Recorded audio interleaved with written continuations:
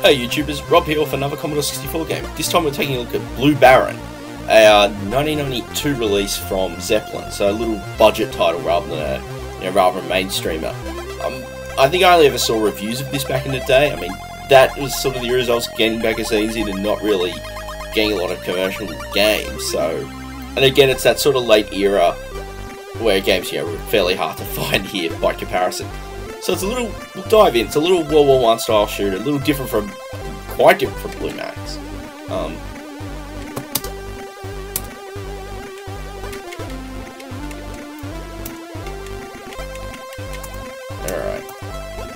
This is the first thing that's annoying, is normally if a game like this...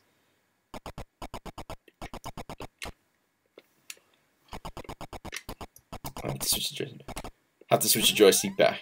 So the idea is it's a little horizontal shooter. So this mission, well, unfortunately we've gotten into two-player mode. I don't know how to start in single-player mode.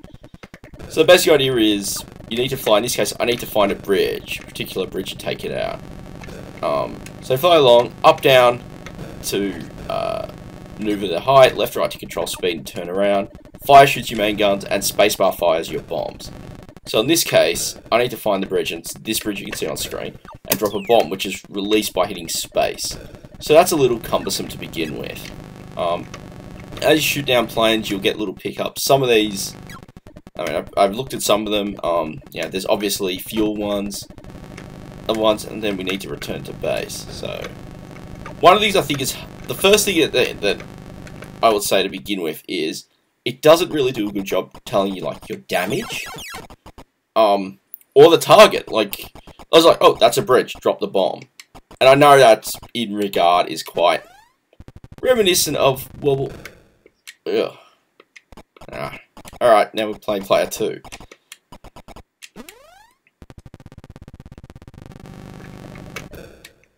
I do like that with the instrument panel.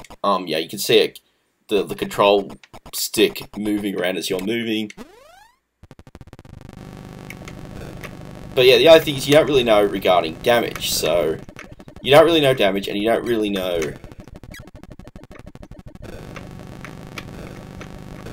and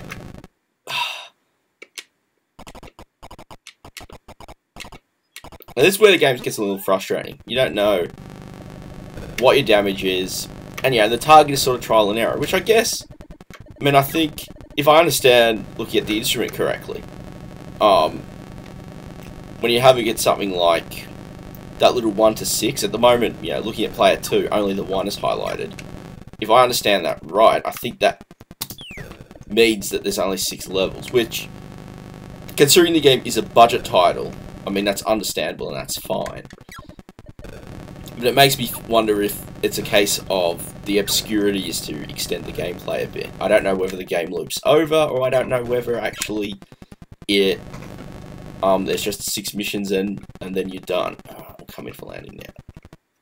And that's the first stage after player 2.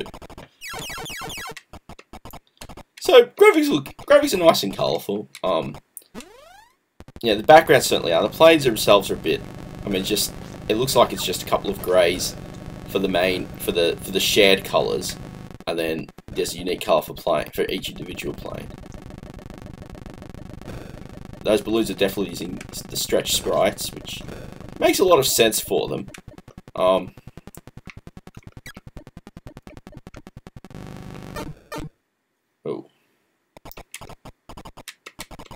So as you can hold down the fire to actually speed those sequences up. But yeah, I mean, one of the things that would have helped is something to sort of indicate damage a little better. Because it's sort of like, oh, I've just been hit and shot down. Which kind of takes a bit of the... it makes the game a little harder than it needs to be. And it's... The amount of planes on screen makes it challenging. The fact is, you can actually...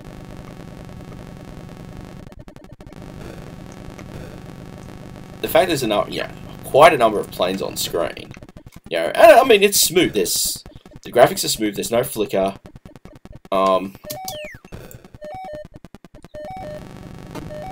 Oh, that's not good.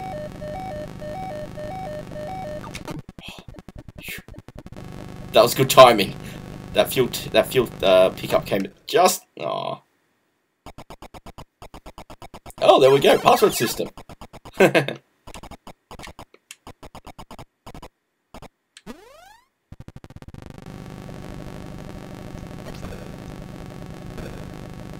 Yeah, that's my pill. Alright, that's game over for player 1. Nice and chunky graphics there. No table, just only showing the high score. And funnily enough, it's how I played last time. In my warm-up game was, I got to stage 2 with player 2. Now I got to stage 3 with player 2. Aw, oops.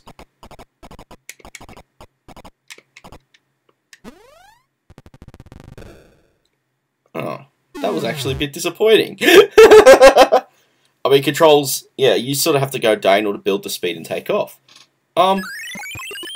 So that's Blue Baron. It's an okay little arcade distraction. I mean, I think you got to consider, yeah, it's a budget game, so it's obviously not, you know, anywhere near much the development that another title would get. But the password system's nice, and yeah, it's presented okay.